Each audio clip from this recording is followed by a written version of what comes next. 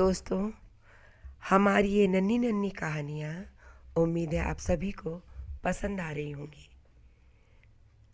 इन्हीं शिक्षाप्रद कहानियों की श्रृंखला में आज की कहानी का नाम है दो लकड़हारे। बहुत समय पहले की बात है। जंगल के करीब एक गांव था जिसमें दुखिया और सुखिया नाम के दो लकड़हारे रहते थे। एक सुबह जब वो जंगल में लकड़ियाँ काटने गए तो उनकी आंखें फटी की फटी रह गईं। लकड़ी की तस्करी करने वाले गैंग ने बहुत सारे पेड़ काट दिए थे और बड़े बड़े ट्रक्स में लकड़ियाँ भरकर ले गए थे। ये देखते ही दुखिया क्रोधित हो गया। देख सुखिया, क्या किया इन तस्करों ने। मैं उन्हें छोड़ूंगा नहीं। मैं गांव के हर घर में जाऊंगा और इस घटना की शिकायत करूंगा। क्या तुम भी मेरे साथ चलोगे? तुम चलो, मैं बाद में आता हूँ, सुखिया ने कहा। बाद में आता हूँ क्या मतलब है? इतनी बड़ी घटना हो गई और तुम हाथ पे हाथ धरे बैठे रहोगे? चल के सबको इसके बारे में बताओगे नहीं? दुखिया हैरान होते हुए बोला। जो मन करे वो करो, मैं तो चला। और फौरन दुखिया गांव के प्रधान के पास जाकर बोला, आप यकीन करेंगे, उन दुष्टों ने रातों रात सैकड़ों पेड़ काट डाले।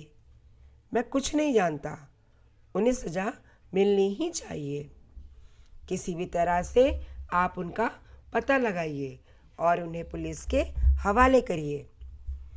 और इसके बाद दुखिया घर घर जाकर सबको ये बात बताने लगा और साथ में सुखिया की भी शिकायत करने लगा कि इतना कुछ हो गया पर उसे कोई फर्क ही नहीं पड़ा और वो इसके लिए कुछ भी नहीं कर रहा है। गांव वाले भी क्या करते, उसकी बात सुनते और उसे ढांढस बंधाकर अपने अपने काम में लग जाते। ये सब करते करते शाम हो गई और दुखिया अपने घर लौट आया। अगली सुबह वह फिर से सुखिया के पास गया और कहने लगा, आज मैं इस घटना की शिकायत करने कोतवाली जा रहा हूँ, क्या तुम भी चलोगे? सुखिया ने कहा, मैं चलना तो चाहता हूँ, पर क्या हम दोपहर को नहीं चल सकते? समझ गया, तुम ना टाल मटोल कर रहे हो। छोड़ो, मैं अकेले ही चला जाता हूँ।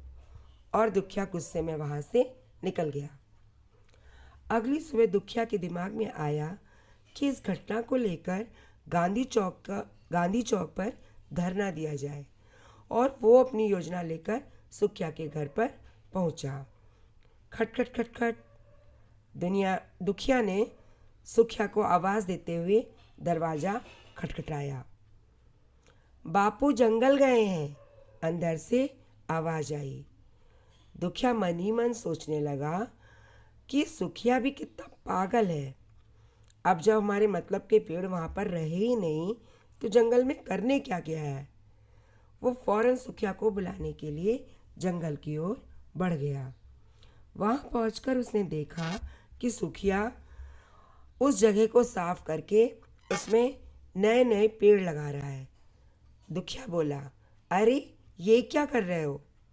अभी तो बहुत से लोगों को इस घटना के बारे में पता भी नहीं चला और तुम यहाँ पर नए पेड़ लगाने में अपना समय बर्बाद कर रहे हो।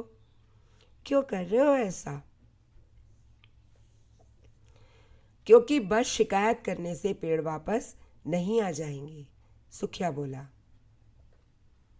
दुखिया उसका मुंह देखता ही रह गया।